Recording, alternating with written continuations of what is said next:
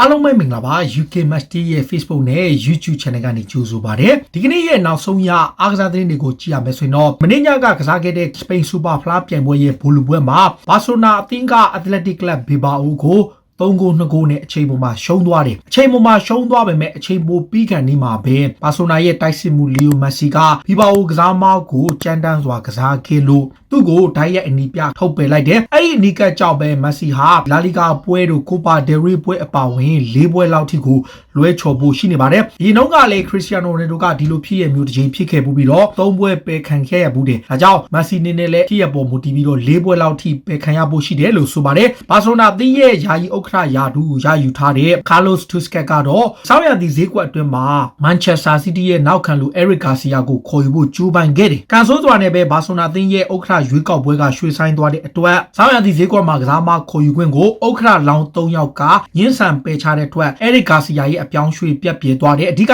နွေရာသီမှာတေချာပေါက်ရောက်မဲ့ကစားမကိုငွေမသုံးသင့်လို့သူတို့ဘက်ကတားဆီးခဲ့တယ်လို့ဆိုပါတယ်လက်ရှိမှာတော့ Eric Garcia ကဆောင်းရာသီဈေးကွက်မှာထက်လာမဲ့နွေရာသီကျမှရောက်ရှိမှာဖြစ်ပါတယ်တခါအာဂျင်တီးနားထိပ်သီးကလပ်ဘိုကာဂျူနီယာအသင်းကလည်းမာရာဒိုနာအမည်ပေးထားတဲ့အာဂျင်တီးနားကပ်ပြိုင်ပွဲမှာဘန်ဖီကို9 ဂိုး 3 ဂိုးနဲ့ပယ်နယ်တီဆုံးဖြတ်မှာနိုင်ပြီးချန်ပီယံဖြစ်တယ်ဒါဟာဒီဂိုမာရာဒိုနာသေဆုံးသွားပြီးအချိန်သူ့ကိုဂုဏ်ပြုတဲ့အနေနဲ့အက်ဒမန်ဒိုဒီကိုမာရာဒိုနာကပ်လို့ပေးထားတဲ့ပြိုင်ပွဲမှာမာရာဒိုနာရဲ့အသင်းဟောင်းဖြစ်တဲ့ဘိုကာဂျူနီယာကဘိုဆွဲနိုင်ခဲ့တာပါဒီပွဲမှာလည်းဘောလုံးသမားတွေအားလုံးအပါအဝင်ကာလော့စ်တေဗာကလည်းဒါဟာမာရာဒိုနာအတွက်ရည်စူးတဲ့အောင်ပွဲဖြစ်တယ်လို့ပြီးဆိုခဲ့ပါတယ်အက်တလက်တီကိုမက်ဒရစ်ရဲ့နောက်ခံလူကီရင်ထရပီယာကတော့အင်္ဂလန်နိုင်ငံမှာရှိစဉ်ကလောင်းကစားမှုပြုလုပ်ခဲ့တယ်ဆိုတဲ့ဖြစ်ရကြောင်းအင်္ဂလိပ်ဘောလုံးဖွဲ့ချုပ် FA ကသူ့ကို10ဘက်တီတီပွဲပဲပြစ်ဒဏ်ချတယ်အဲ့ဒါကိုသူတို့ကမကျေနပ်လို့ FIFA ကိုအယူခံဝင်တဲ့အခါ FIFA ကကြားဝင်ဆွေးနွေးပြီးတော့သူ့ကိုဆိုင်းငံ့အနေနဲ့သူတို့စုံစမ်းစစ်ဆေးမှုတွေလုပ်တယ်အခုမှတော့ FIFA ဘက်ကထရပီယာကိုအပြစ်ရှိကြောင်းစုံစမ်းတွေ့ရှိတဲ့အတွက်ကြောင့်10ဘက်ပွဲပဲပြစ်ဒဏ်ချမယ်ဆိုပြီးတော့တရားဝင်ထုတ်ပြန်ကြေညာလိုက်ပါပြီဒါဂျူဗန်တက်စ်အသင်းက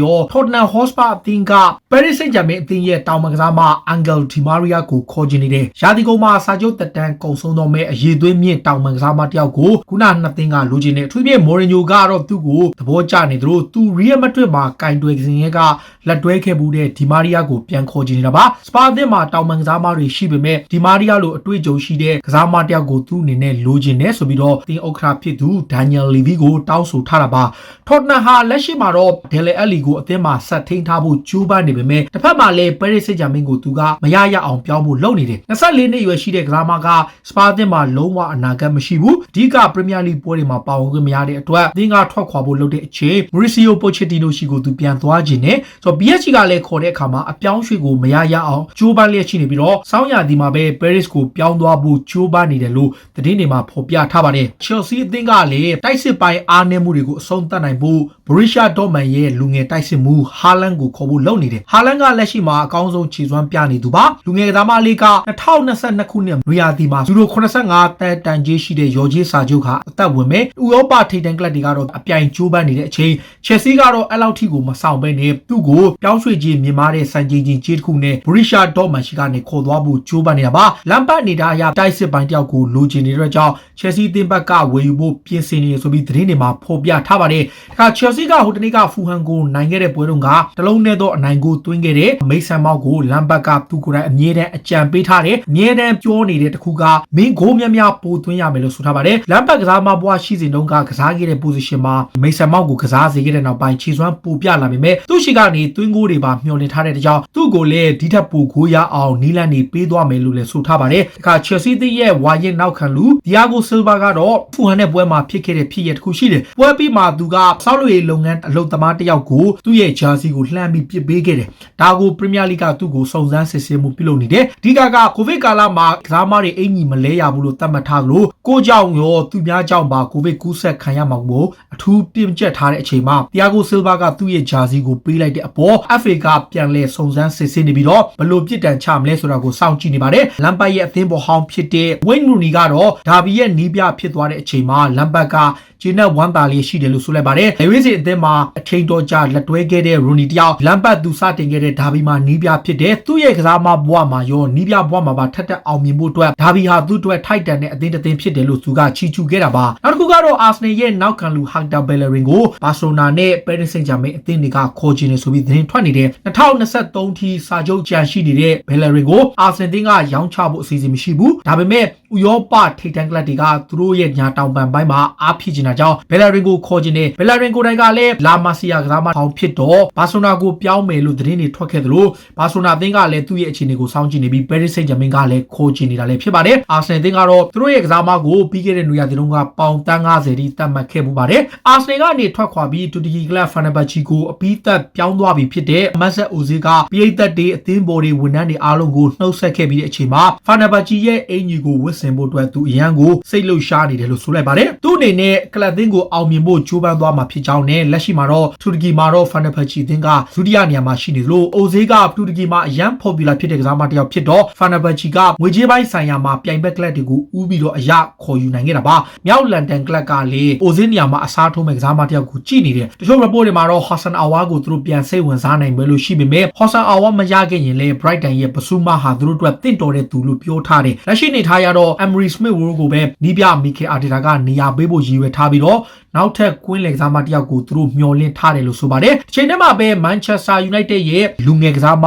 Brandon Williams ကတော့အသင်းမှာဆက်နေမှာဖြစ်ပေမဲ့ဝါရင်ကစားမ Juan Mata ကတော့အသင်းပြောင်းဖို့ရှိနေပါတယ်။ Brandon Williams ကအသင်းမှာသတင်းတွေအများကြီးထွက်ပြီးမှအသင်းမှာဆက်နေဖို့ဆုံးဖြတ်ခဲ့ပေမဲ့ Mata ကတော့သူ့ရဲ့ကလပ်ဟောင်းဖြစ်တဲ့ Valencia ကသူ့ကိုပြန်ခေါ်နေတယ်။သူကိုယ်တိုင်ကလည်းပုံမှန်ကစားခွင့်ရနိုင်မဲ့နောက်သူ့ရဲ့ကစားမဘွားစတင်ခဲ့တဲ့အသင်းကိုပြောင်းရွှေ့ချင်တာကြောင့် Valencia အသင်းကိုလက်ခံပွဲရှိတယ်လို့ဆိုထားပြီးတော့သူ့ရဲ့စာချုပ်ကလည်းရာသီကုန်မှာကုန်ဆုံးမှာပါ။ United ရဲ့အဓိကကွင်းလယ်ကစားမဟောင်းတယောက်ဖြစ်ခဲ့တဲ့ Jesse Lingard ကိုတော့ Premier League ကလပ် Sheffield United အသင်းကခေါ်ခြင်းနဲ့ Sheffield ကသူ့ကိုရာသီစာတွေကတောက်လျှောက်ခေါ်ဖို့လုပ်နေရင်းကအဆင်မပြေဖြစ်ခဲ့တဲ့အခုနောက်ဆုံးမှာတော့ Sheffield United က Jesse Lingard ကိုအငှားနဲ့ခေါ်ဖို့လုပ်ပြီးတော့မှအပိသက်ဝယ်ယူဖို့ကိုပါထပ်ပြီးကြိုးပမ်းသွားမယ်လို့ဆိုလိုက်ပါတယ် United ရဲ့နီးပြ Ole Gunnar Solskjaer ကတော့ဟိုတနေ့က Liverpool နဲ့ကစားခဲ့တဲ့ပွဲမှာဘာကြောင့် Eric Bailly ကိုမသုံးဘဲနဲ့ Lindelof ကိုသုံးလာတယ်ဆိုတဲ့အကြောင်းကိုသူရှင်းပြလာတယ်အဓိကအဲ့ဒီပွဲမှာ Lindelof ကိုကျွန်တော်သုံးဖို့က Lindelof ကိုပြီးခဲ့တဲ့ Burnley နဲ့ပွဲမှာကျွန်တော်အနာပေးထားသလိုသူကလေ့ကျင့်ခွင့်မှာလည်းအသင့်ဖြစ်နေတဲ့အတွက်ကြောင့် Bailly ကိုကြော်ပြီး Lindelof ကိုနေရာပေးခဲ့တယ်လို့ဆိုတာပါ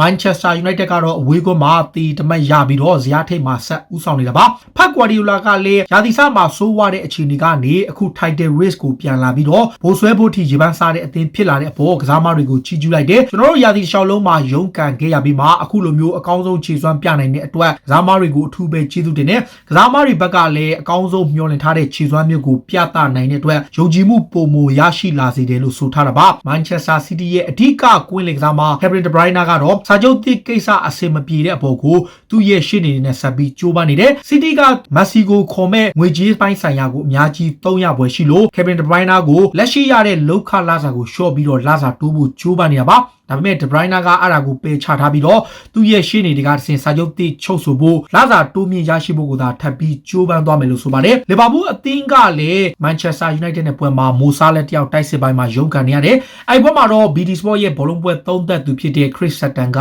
Salas ကလူရှော်ကိုကြောက်ရွံ့နေတဲ့အတွက်ကြောင့်သူပုံမှန်ခြေစွမ်းအောက်ရောက်နေခဲ့တယ်လို့ဆိုလိုက်တယ်အဲ့ပွဲမှာတော့ United ရဲ့နောက်ခံလူကအကောင်းဆုံးခြေစွမ်းပြကစားနိုင်တဲ့ကစားမတစ်ယောက်ဖြစ်ပြီးတော့ Jurgen Klopp အသင်းကလည်းဒီဘက်နောက်ပိုင်းပွဲတွေမှာတိုက်စစ်ပိုင်းမှာတော်တော်ကိုရုန်းကန်ရပြီးဂိုးရဖို့ခက်ခဲတာကအဲ့ပွဲအနိုင်မရဖို့အတွက်အဓိကဖြစ်လာတဲ့အချက်လို့ဆိုလိုက်ပါတယ်လီဗာပူးရဲ့နောက်ခံလူ Virgil van Dijk ကတော့ဒူးဒန်ရရရှိခဲ့ပြီးမှပြန်လည်သက်သာကောင်းမွန်လာဖို့လေ့ကျင့်လျက်ရှိတယ်လက်ရှိမှာတော့ van Dijk ကဒူဘိုင်းထိသွားပြီးတော့သူ့ရဲ့ဒူးဒန်ရအတွက်ပြန်လည်လေ့ကျင့်မှုတွေပြုလုပ်နေတဲ့အချိန်ဇန်နစ်အသင်းကလီဗာပူးရဲ့ကစားမဟောင်း Dejan Lovren နဲ့တွေ့ခဲ့ပါတယ်ဇန်နစ်အသင်းကလည်းဒူဘိုင်းမှာသူတို့ရဲ့အနာပေးအချိန်မှာရောက်ရှိတဲ့အချိန်မှာ Lovren နဲ့တွေ့ခဲ့ပြီးတော့သူ့ရဲ့ဒဏ်ရာသက်သာပြန်လည်ပျောက်ကင်းဖို့ကိုဆူတောင်းပေးခဲ့တာပါစီးတီးကလပ် Juventus ကနေမှအရှိအလဲပိုင်းကိုပြောင်းသွားတဲ့ဘနာတီယာပေါ့ဗျာတကယ်မော်ရိုကိုလေဝစ်စင်နောက်ခံကစားမဟာစီးတီးကိုတကြောပြန်လာဖို့ရှိနေပါတယ် Juventus မှာခြေစွမ်းပြတယ်ဘာယန်မှာလည်းကစားခဲ့တယ် Roma မှာလည်းကစားခဲ့တဲ့အတွေ့အကြုံရှိတဲ့နောက်ခံလူတစ်ယောက်က Aldo Hill အသင်းကနေထွက်ခွာပြီးအီတလီကိုပြန်လာဖို့လုပ်နေတယ်သူ့ကိုခေါ်ခြင်းတဲ့ကလပ်ထဲမှာ Parma တို့ AC Milan အသင်းတို့ကလည်းခေါ်ဖို့စိတ်ဝင်စားနေတယ်လို့ဆိုပါတယ်ဘုံမောက်အသင်းကလည်း Arsenal အသင်းရေးနဲ့ West Ham ရဲ့ကွင်းလယ်ကစားမဟောင်း Jack Wilshere ကိုယာတီကုန်ထိကာလာတူစာချုပ်ချုပ်ဆိုလိုက်ပါပြီဘုံမောက်အသင်းမှာတွားရောက်လေ့ကျင့်နေတဲ့ Wilshere ကိုအသင်းကပြန်ခေါ်ဖို့ဆုံးဖြတ်ပြီးတော့ယာတီကုန်ထိဘုံမောက်မှာဆက်ရှိပြီးတော့သူ သူ့ရဲ့ခြေစွမ်းနဲ့ performance ပေါ်မူတည်ပြီးတော့စာချုပ်သစ်ချုပ်ဆိုဖို့ကြိုးပမ်းမယ်လို့ဆိုလိုက်ပါတယ်တခါဆဗီယာကလည်းသူတို့ရဲ့တိုက်စစ်မှုယောဆက်အန်နစီယာကိုဝါဆန်ကခေါ်တဲ့ကမ်းလှမ်းမှုကိုညှင်းဆန်လိုက်ပါတယ်ဝါဆန်သင်းကသူတို့တိုက်စစ်မှုကိုယူရို25သန်းအပြင်အပိုစုချင်းဝင်5သန်းနဲ့ကမ်းလှမ်းခဲ့တာပါဒါပေမဲ့ဆဗီယာကတော့ဝါဆန်ရဲ့ကမ်းလှမ်းမှုကိုညှင်းဆန်ပယ်ချခဲ့တာလည်းဖြစ်ပါတယ်တခါစီးရီးဘက်မှာလည်းယူဗန်တက်စ်အသင်းကအန်တိုနီယိုကွန်တေရဲ့အင်တာကိုအီတလီဒါဘီမှာရှုံးခဲ့တယ်အဲ့ဘက်မှာဖီယာလိုကသူတို့အသင်းအနေနဲ့ဒီယာဒီမှာ10နှစ်ဆက်ချန်ပီယံဖြစ်နိုင်ဖို့ကျိုးပမှုကလက်လျှော့သွားမှာမဟုတ်ကြောင်းလက်ရှိမှာတော့မီလန်2သိန်းနဲ့အမှတ်ကွာဟာမှုရှိနေပေမဲ့သူတို့အသင်းပြန်လာနိုင်လိမ့်မယ်ဒုတိယရာသီဝက်မှာအကောင်းဆုံးခြေစွမ်းပြနိုင်လိမ့်မယ်လို့သူကယုံကြည်လျက်ရှိတာပါဒါတွေကတော့စိတ်ဝင်စားစရာနောက်ဆုံးရအားကစားသင်းတွေကိုတင်ဆက်ပေးတာပါခုလိုမျိုးစိတ်ဝင်စားစရာအားကစားသင်းတွေကိုနားဆင်နေကြည့်ရှုချင်တော့ UK Match Day ရဲ့ Facebook နဲ့ YouTube Channel ကို follow လုပ်ထားပါလို့တောင်းဆိုရင်းနဲ့ဒီကနေ့ရဲ့အစီအစဉ်ကိုဒီမှာပဲဆုံးသက်ပါစေအားလုံးကိုကျေးဇူးတင်ပါတယ်ဗျ